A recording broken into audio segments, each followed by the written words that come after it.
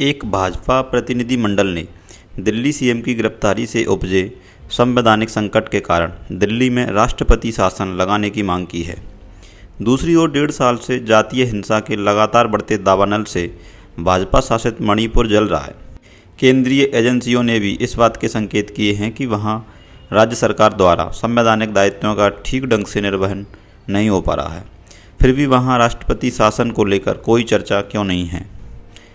नमस्कार दोस्तों, आज की वीडियो में बात करेंगे कि राष्ट्रपति शासन क्या है, इसे क्यों और कैसे लगाया जाता है।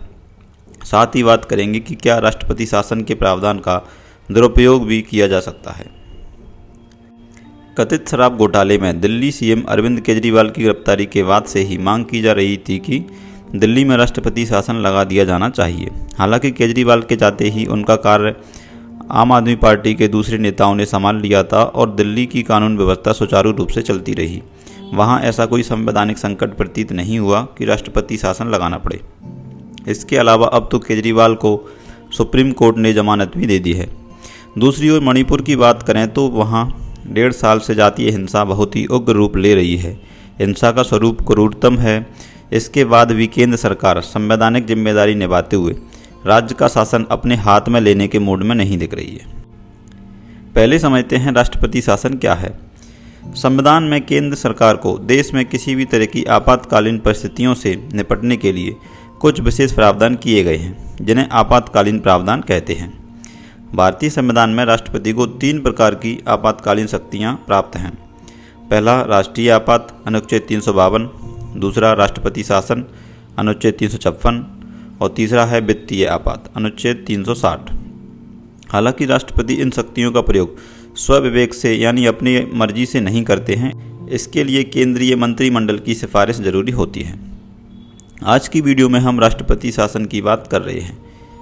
किसी राज्य के राज्यपाल की रिपोर्ट या किसी अन्य प्रकार से राष्ट्रपति को यह विश्वास हो जाए कि उस प्रांत या राज्य का शासन संविधान के प्रावधानों के अनुरूप नहीं चलाया जा रहा है, तो राष्ट्रपति उस राज्य में संवैधानिक तंत्र की विफलता की घोषणा कर सकते हैं। इसे ही राष्ट्रपति शासन कहते हैं।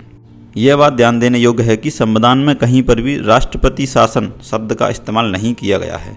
संविधान में इसके लिए संवैधानिक तंत्र की विफलता टर्म का इस्तेमाल किया गया है और यह घोषणा राष्ट्रपति स्वविवेक से नहीं बल्कि प्रधानमंत्री और मंत्रिमंडल की सिफारिश के बाद करते हैं। राष्ट्रपति की यह घोषणा 60 दिनों के लिए लागू रह सकती है। इन 60 दिनों के भीतर अगर संसद के दोनों सदन अर्थात लोकसभा एवं राज्यसभा अलग अलग इस घोषणा को साधारण बहुमत से अनुमोदित कर देते हैं तो यह घोषणा 6 माह तक के लिए विस्तारित हो जाती है। इसका मतलब यह हुआ कि किसी राज्य में संवैधानिक तंत्र की विफलता पहले राष्ट्रपति द्वारा घोषित की जाती है, फिर संसद के दोनों सदन इस घोषणा को साधारण बहुमत से सहमति देते हैं, तब उस राज्य में 6 महीने के लिए राष्ट्रपति शासन लागू हो जाता है। अगर संसद के दोनों सदन अनुमोदन नहीं करेंगे तो उस राज्य में केवल 60 दिनों के लिए ही राष्ट्रपति शासन लग सकता है।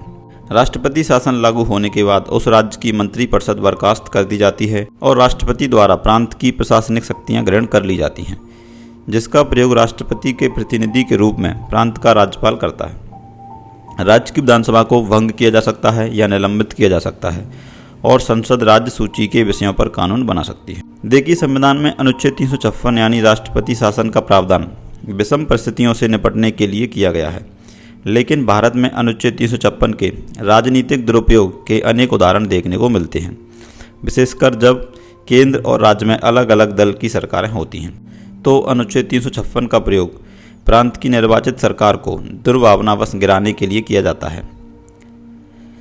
सबसे पहले राष्ट्रपति शासन 1951 में पंजाब में लगाया गया।